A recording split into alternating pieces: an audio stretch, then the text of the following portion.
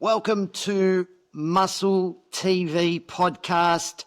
Thanks for joining. As always, I'm joined by my good mate and co-host, Scotty Goble. How you doing, Scotty? Very well, thank you, Luke.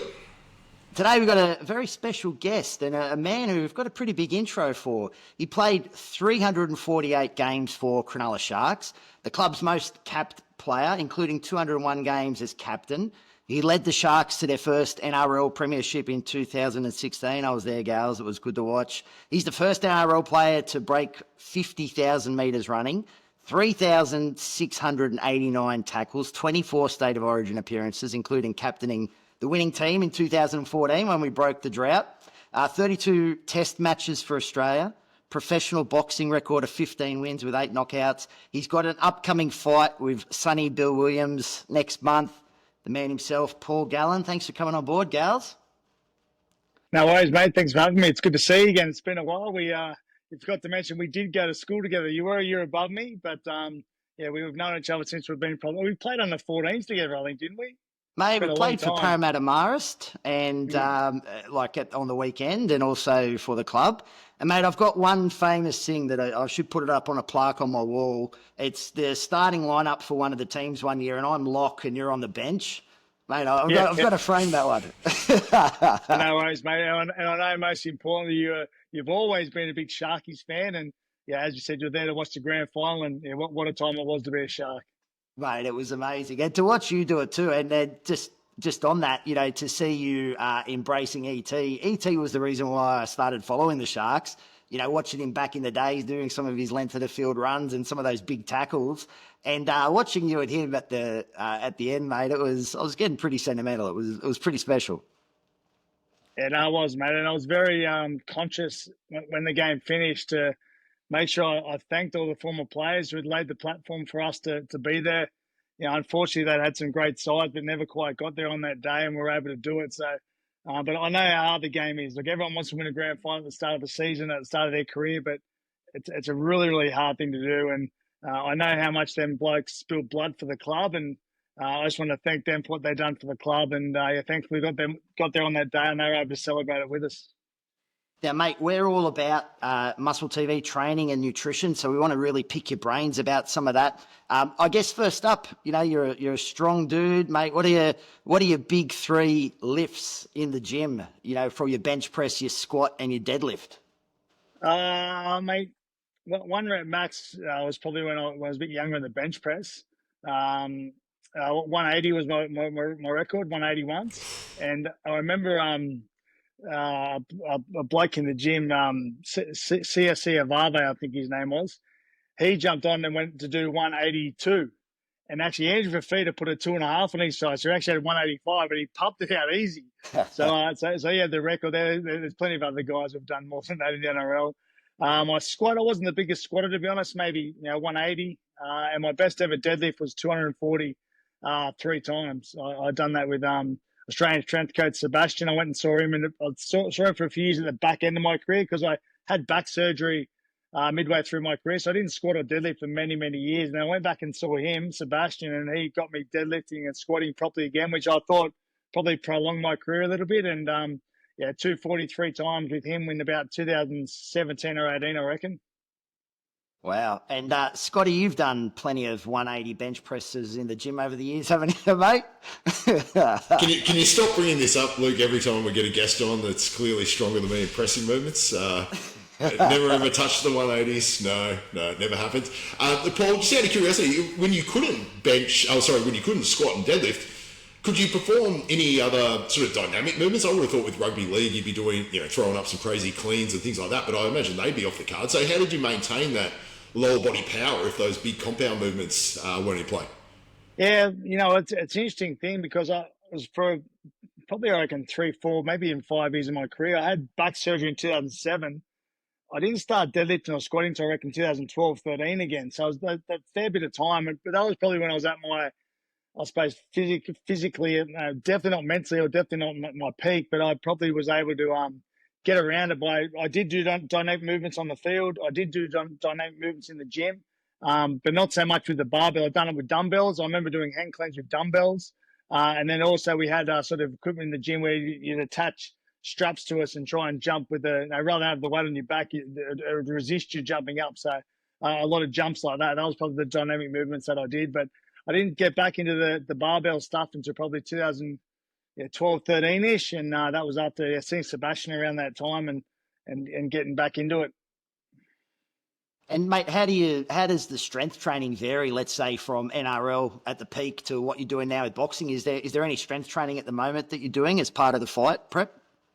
Not at the moment, no. For the first month, we did a little bit, just a few dynamic movements, and I always I do like to keep up with squats and deadlifts. I just think it helps me feel stronger as a person. And with my back issues I've had in the past, I do find that but when I do deadlift or do squats or a reasonable weight, I feel stronger and my back feels good. So I've stopped that now, probably for about the past week, but at the end of the day, my body shape totally changes. I reckon I've lost at least 5 or 6 kilos. I remember when I was boxing, while I was playing footy, I only ever boxed in the off season after the season finished, between sort of September and January at the latest. But I would get so fit and I would be so lean, and I'd be so I definitely wouldn't be as strong, but I'd be fit. And all the running drills, I'd be doing my best times. I'd be PBing. I'd come back for the trial games.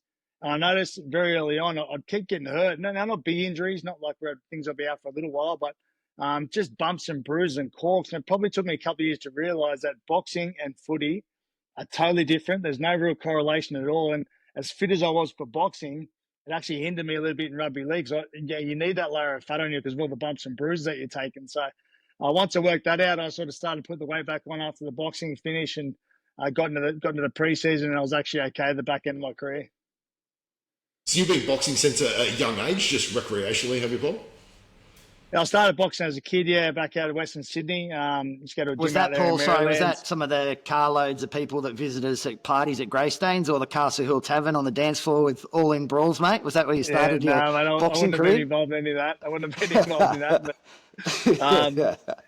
But, So look, I boxed a little bit as a kid. I never thought I'd fight, and then in rugby league, you do a little bit of boxing outside of footy just for fitness, particularly when you're injured at times. And obviously word gets around, it looks like they go okay. And then probably in about 2007, Ricky Stewart came to the club, and he wanted us one day a week before Christmas. He wanted to do something totally outside of football, whether it be go for a surf, go for a paddle, play basketball, whatever it was. And I went boxing, and the coach at the time said, "Mate, have you ever fought?" And I said, "No." He said, "Well, do you want to?" And I said, "No." And then I just kept doing it the next 3 or 4 years. And then 2011 or 12 came, and there's a card called a Fight for Life card over in New Zealand, rugby union players versus NRL players.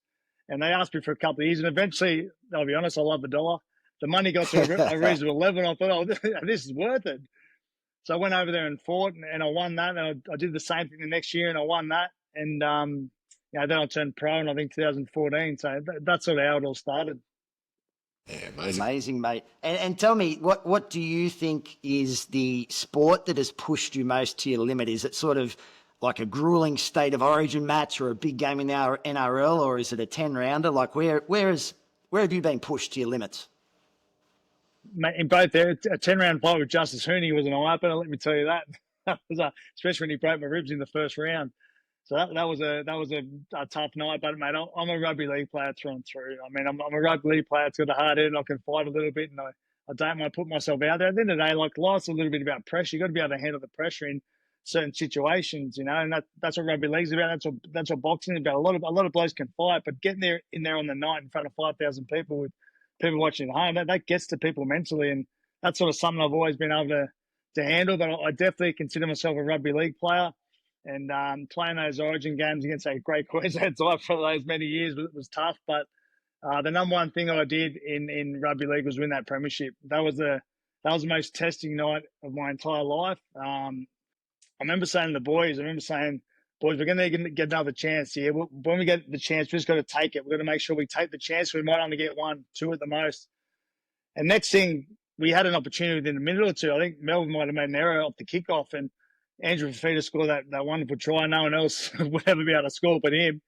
And then we had to hold on for the last 8 or 9 minutes where they're just constantly barraging our line. And we actually did a drill right throughout the year. End of training sessions, we'll do 20 touches. We'll do 13 players attacking 6 or 7 defenders. And you just had to scramble non-stop. It was quite hard, very, very hard drill.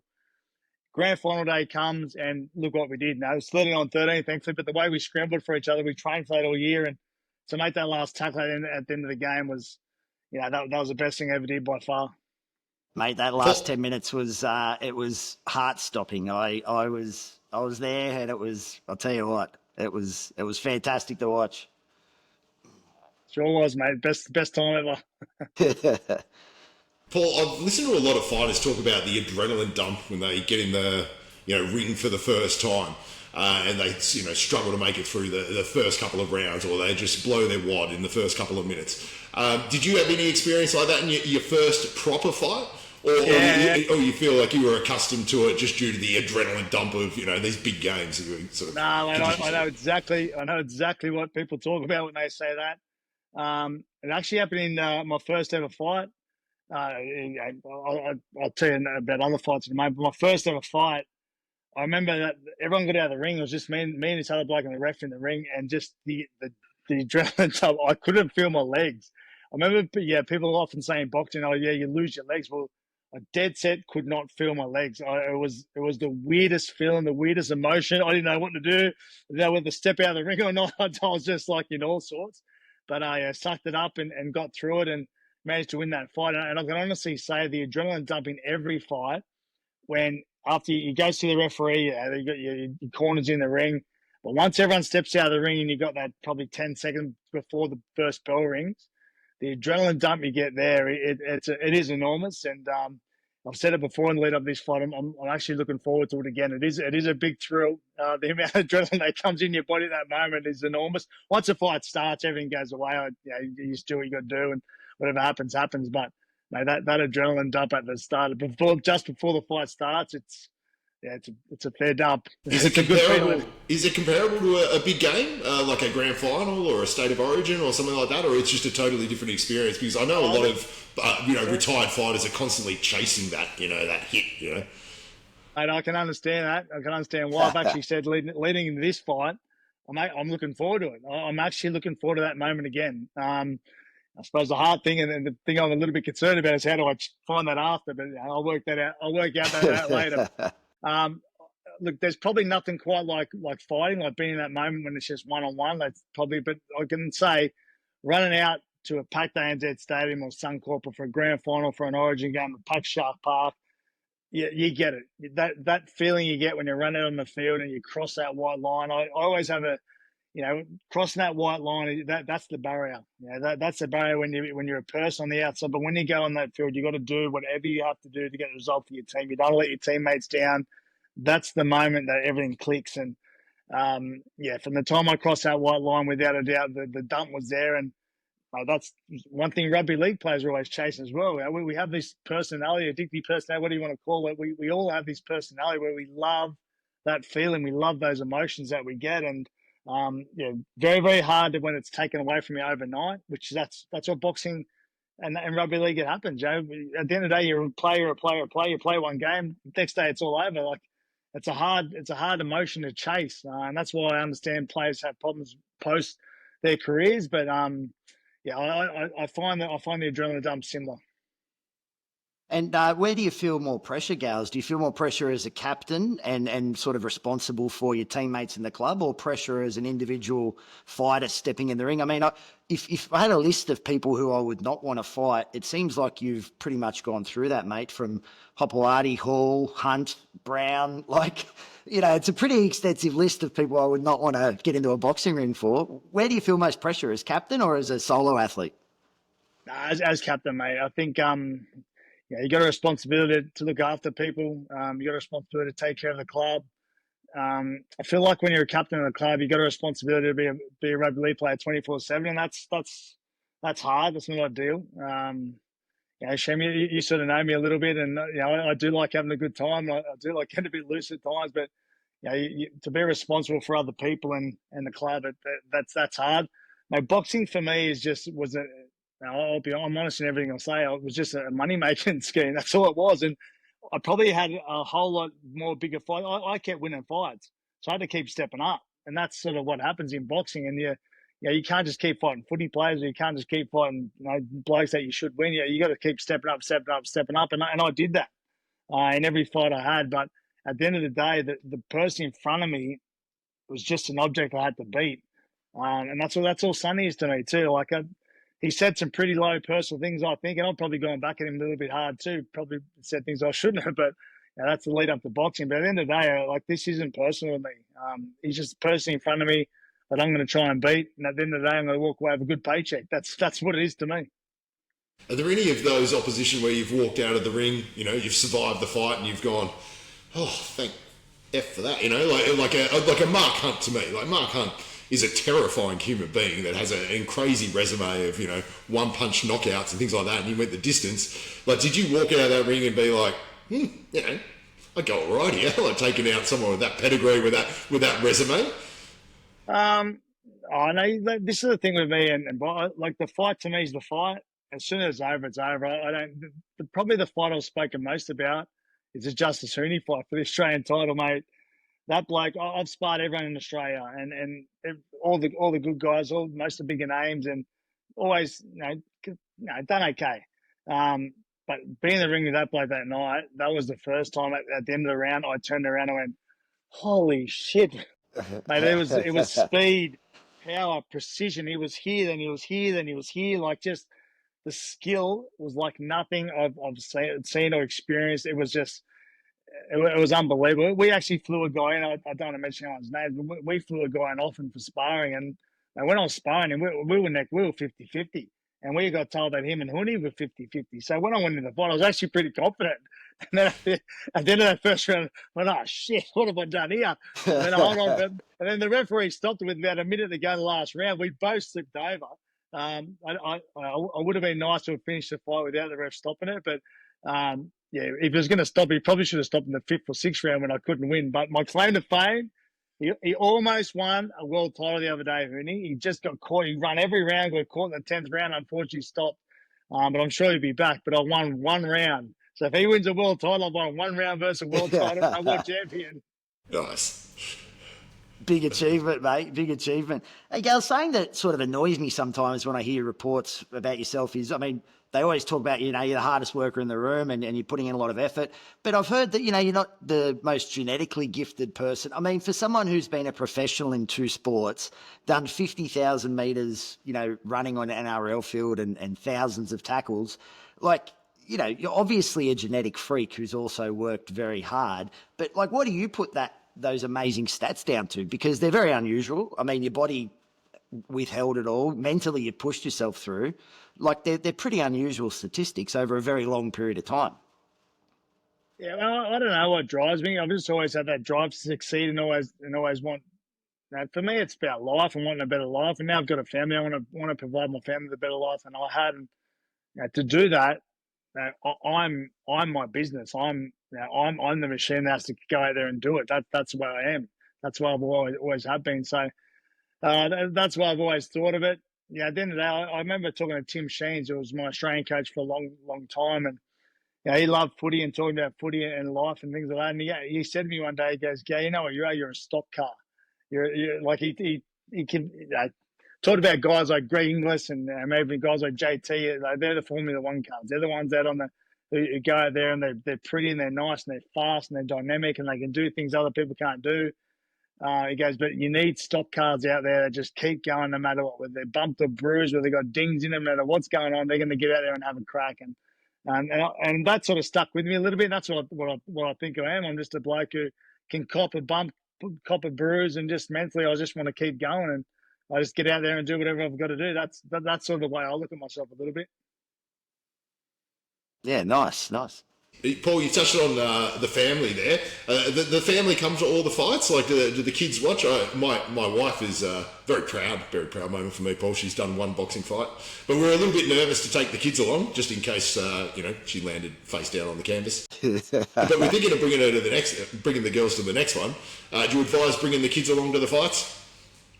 Yeah, that's a tough one, mate. I can say I did take my son to my last 2 fights. Now, my last 2 fights, with all due respect to my opponents, Justin Hodges was one, and Big Ben. Look, at the end of the day, Benny Hannett, I sort of with all due respect to him, I didn't train as hard as I probably could have, and I sort of knew if I just turned up and done what I'd done in the past, I'd win. Now, the first fight when I fought Hannah and Hodges on the same night, I was very close to getting beaten, and I remember the Hodges dropped me, and I was actually in the corner, and I was so angry at myself because all my life I'd based everything on my preparation. And for this fight, I didn't prepare as hard as I have in the past. And I was just so angry at myself in the corner, thinking, if you get beaten, you know why you're being beaten. You're an idiot. This is your fault. It's all on you. And I thankfully come back and won. But yeah, I just based everything on my preparation. And my son was there that night. He didn't like it at all. He did come to the last fight. He walked me out from the last fight, but again, wasn't a fan. For this one is a little bit different. This is it's a big fight. I think it's a 50-50 fight. So it's up to them if they want to come. I won't let him in my corner in the change room with me. I got to keep that part of my life separate. But if they want to be at the night, I don't mind if they go. But they won't be near me like they were in the past. My wife hates it. My wife hates it, by the way. Yeah, she hates it. Obviously, your loved ones hate it, and she was dead against me doing this fight, and very upset at me. But she's come to terms now, and she's supportive now. No, maybe I'm a bad part. I'm like encouraging my wife to get back in there. Is that maybe? I don't. Maybe subconsciously, I'm wanting to see her get punched in the face. Oh, let's move on. Let's move on, Luke. You mentioned your corner then, and two guys I always see in your corner, Hogs and Sarge from school. What's it like just to have some really old mates, close mates there every step of the way? I mean, if that was me, just having those mates there would G me up immensely, almost as much as the crowd itself. Yeah, it's good to have the boys there. So just support me and being there. And Hogs has got a very special job. Don't know if you've heard about Hogs' job, but no. So I have a bladder the size of a pea, and I have to go to the toilet all the time. Now, once you get your gloves on, it's very, very hard to go to the toilet. So Hogs is there for one reason only, to make sure I can go to the toilet. So that's his job. That's his job.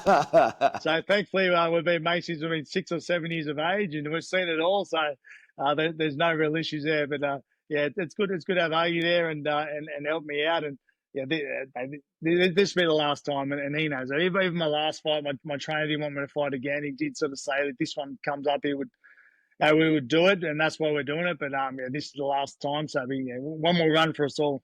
On the basis of that job that you've given him, I can imagine he's looking forward to your retirement.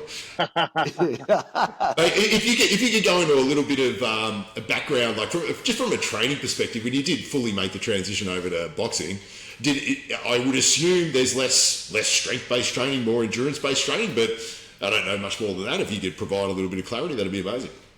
Yeah, look, I don't know what it's like to prepare for these guys at the top tier. I'm not exactly sure. Like, I know I get on good with the Rose boys, the guys who promote No Limit and promote Tim Zoo, and I've spoken to Matt a couple of times about Tim's upcoming fight against Fondora. Now, Fondora is a freak of nature, 6'7" southpaw, weighing in at 68 kilos, or they're weighing. I don't know. He must have hollow bones.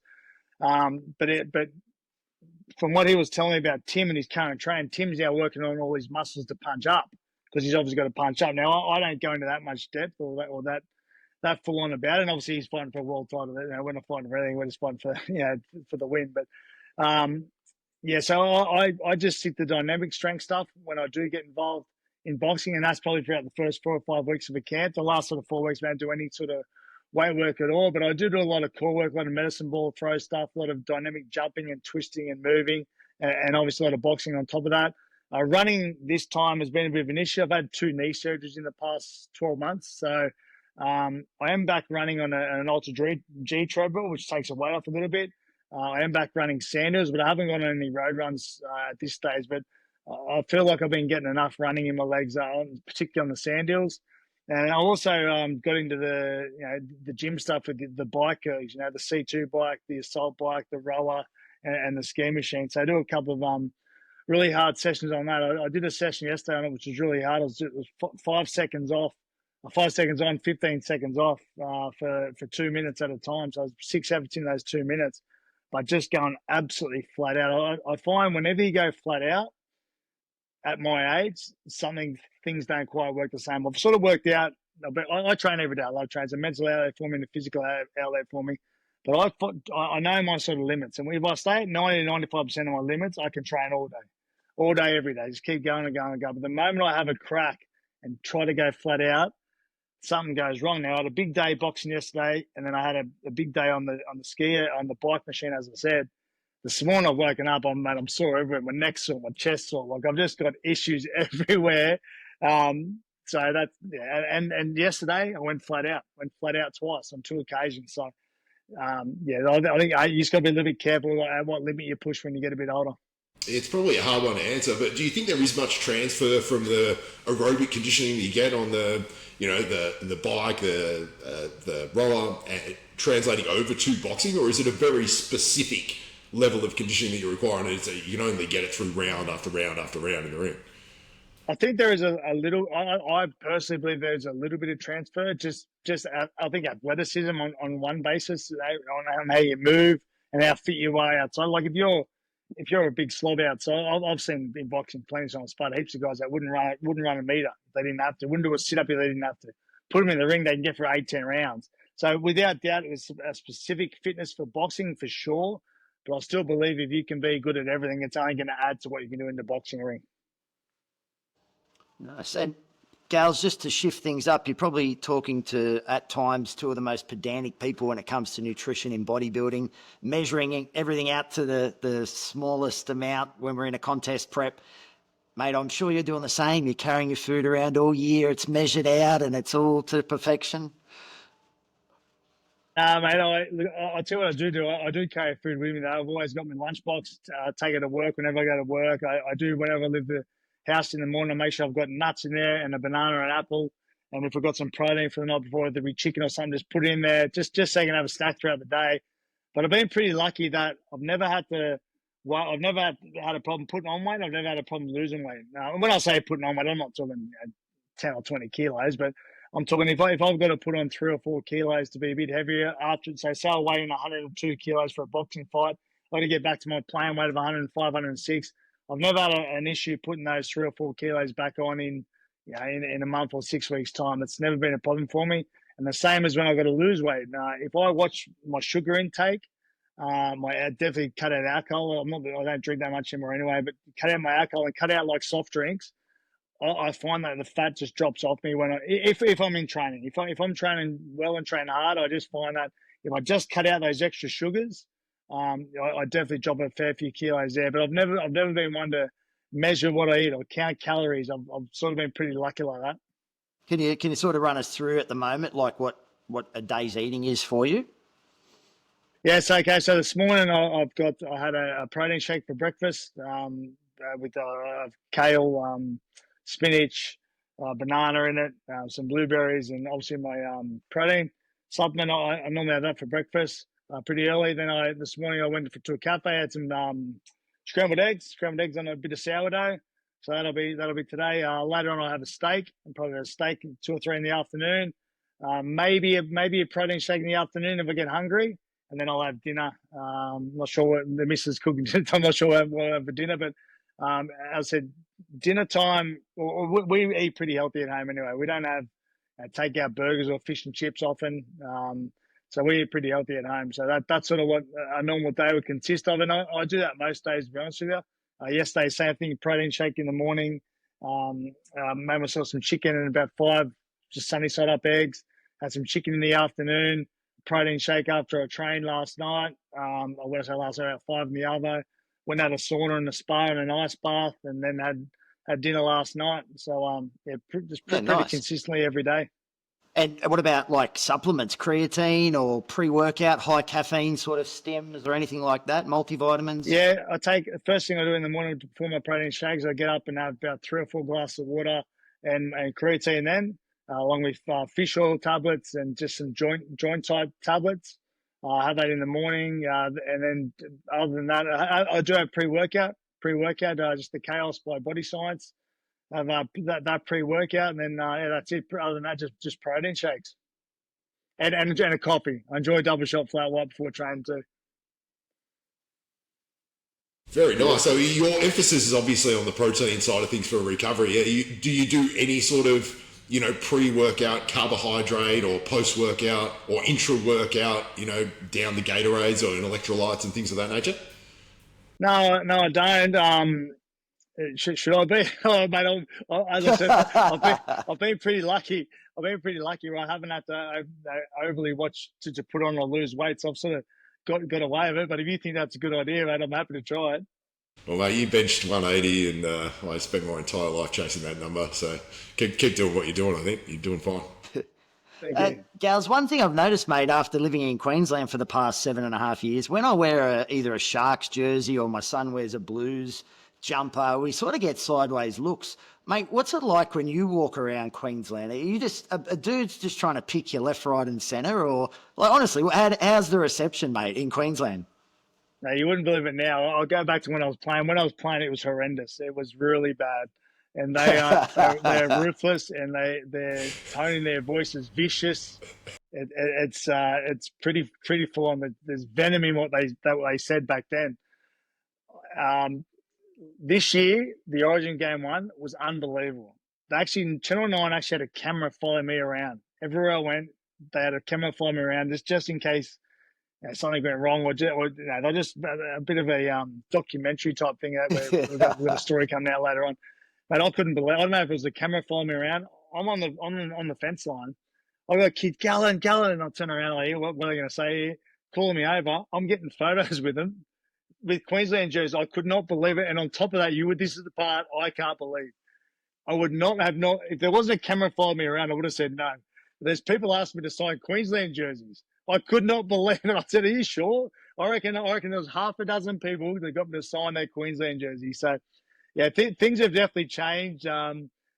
It's only really 3 times a year I don't like the Queenslanders. Other than that, it's a terrific place to go, and everyone up there is pretty nice. But yeah, I can honestly say things have totally changed, mate. Back in the day when I was playing, it was very spiteful, and it was a full-on time of year Origin time. That's for sure. It was us versus them, and genuine hate between the two states. It is the greatest rivalry in Australian sport. So it was on back in the day, but yeah, things have settled down now, thankfully. And potentially, Gals, part of it, maybe because you're not playing for New South Wales anymore, but maybe part of it because of your boxing career, people have realised, maybe we don't want to mess with this dude.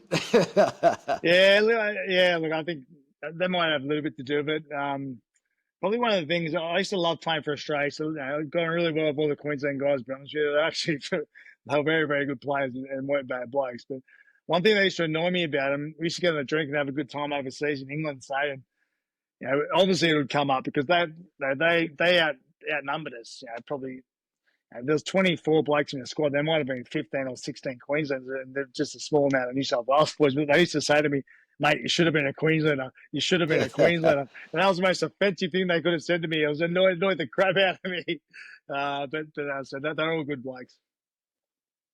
Nice. And look, we'll let you go to sec, Gals, but tell us how you doing at the moment with your prep for Sunny Bill. It's coming up. What is it, a week and a half? Has this been a good camp for you? Body's feeling pretty good? I mean, you mentioned a couple of surgeries and injuries around the knees, but how's things going right now? Yeah, things are going okay. Look, obviously, as I said, when I do have a dead set crack, things are breaking down a little bit, so you have to have a couple of days off. There's probably been 2 occasions. I've probably missed 2 weeks of training just because of a couple of little niggles. I woke up this morning a little bit sore, so I had the rest of today off. Tomorrow get back into it. Look, we're not sparring like we used to spar. We used to spar on those bigger fights. We probably spar 30 rounds a week at times. But I don't want to do that anymore. There is so much talk about head knocks and concussion these days. I can't be naive to think it might have been an issue one day, but I've had all my head tests and all the tests done, and I'm in a good spot at the moment. So I'll have that done again after this fight, and hopefully the results come back pretty similar. So yeah, definitely not sparring as much as we used to, but I'll be fit and ready to go on the night regardless. We're doing all the pad work, all the bag work, all my extra fitness outside of it. So yeah, I'm going okay. Hey, nice. Well, look, thanks for coming on, Gals. We really appreciate it, mate. We'd love to maybe get you on again at some point in the future, but we appreciate you taking the time out of your day. So thanks for coming on MuscleTV. No worries. Thanks, boys. Thanks, Scotty. And if you're liking this content, don't forget, if you can leave a thumbs up, if you can subscribe to our channel, put the notification bells on so you don't miss an episode, and we'll be back with another podcast next week. arguing for this.